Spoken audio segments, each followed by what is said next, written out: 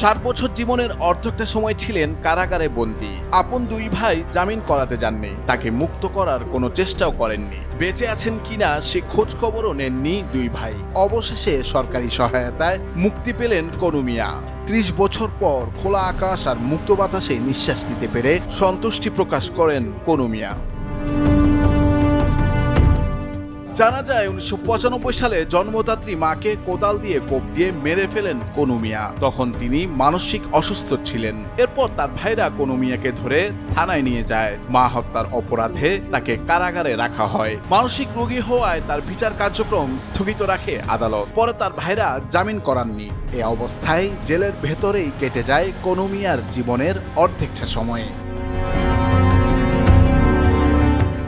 সম্প্রতি কনু মিয়ার বিনা বিচারে আটক থাকার বিষয়টি নজরে আসে হবিগঞ্জ জেলার সিনিয়র সহকারী জজ আব্বাস উদ্দিনের। তিনি কনু মিয়ার আইনগত প্রতিকার পাওয়ার উদ্যোগ নেন। ম্যাজিস্ট্রেট বিবি হত্যা মামলায় বাদী নিহতের ছেলে মনু মিয়ার সন্ধান পান। কনু মিয়ার বিষয়টি উভয় দিক দিয়ে আসলে মর্মান্তিক। ১৯৯৫ সালের ২৫ মে তারিখে কনু মিয়া তার মাকে কোদাল দিয়ে কুপিয়ে হত্যা করে। ওই সময় কনু মিয়া ছিল মানসিকভাবে অসুস্থ। গ্রামবাসী তাকে আটক করে পুলিশে সোপর্দ করে পরদিন সে ৩ লাইনের একটা জবানবন্দি দেয় যে আমি আমার জন্মদাত্রী মাকে কোদাল দিয়ে কুপিয়ে হত্যা করেছি। এই বিষয়ে যে কনু মিয়ার আরেক ভাই মনু মিয়া বাদী হয়ে একটা মামলা দায়ের করে। পরবর্তীতে এই মামলাটা বিচারের জন্য প্রস্তুত হয়। যেহেতু আসামি মানসিকভাবে অসুস্থ, তার বিচার কার্যক্রমটা পরিচালনা করা রাষ্ট্রের জন্য একটা ভিন্ন বিষয়। এই বিষয়টা মহামান্য হাইকোর্টের নলেজে আনা হয়। মহামান্য হাইকোর্ট এই মামলার কার্যক্রম স্থগিত করেন। মাকে কোদাল দিয়ে কেটে ফেলেছে, অন্যদেরকেও কেটে ফেলতে পারে এই ভয়ে জামিন করাননি কনু মিয়ার দুই ভাই মনু মিয়া আর নসু মিয়া। ৩০ বছর পর আপন ভাইকে কাছে পেয়ে আবেগে আপ্লুত হয়ে পড়েন তারা। আমার ভাই তা মাথার মাঝে ডিস্টার্ব, এরপরে মারে কোদালটা খুব মারিয়া মাথার। তখন আমি থানার গিয়া মামলা দেওয়ার পরে ওই গেলে জেল বেশি না ফাগুল অবস্থায় মানুষের বয় বিক্রি দেখাইছে, মা খাদ্য লাগছে, ঠিক তোরা বাচ্চ আর অন্যরা খাদ্য তো তোরা জীবন শেষ হয়ে গেল। কত বছর ধরে আমার ভাই আমার মা যখন সাটি বানি করে ঘরে নামাজের সাটি, তখন আমরা বাড়িতে ছিলাম না।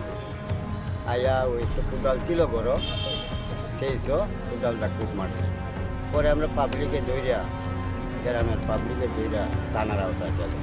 এরপরে আর কোনো কাগজপত্র আমরা খুঁজে পাই নাই, এখন পর্যন্ত আমরা এইভাবে আছি। কনু মিয়ার আইনজীবী এম এ মজিদ বলেন, ৩০ বছর আগে কনু মিয়া যখন কোদাল দিয়ে তার মাকে মেরে ফেলে তখন তিনি মানসিক রোগী ছিলেন। এ কারণে এত বছর তার বিচার কার্যক্রম স্থগিত ছিল।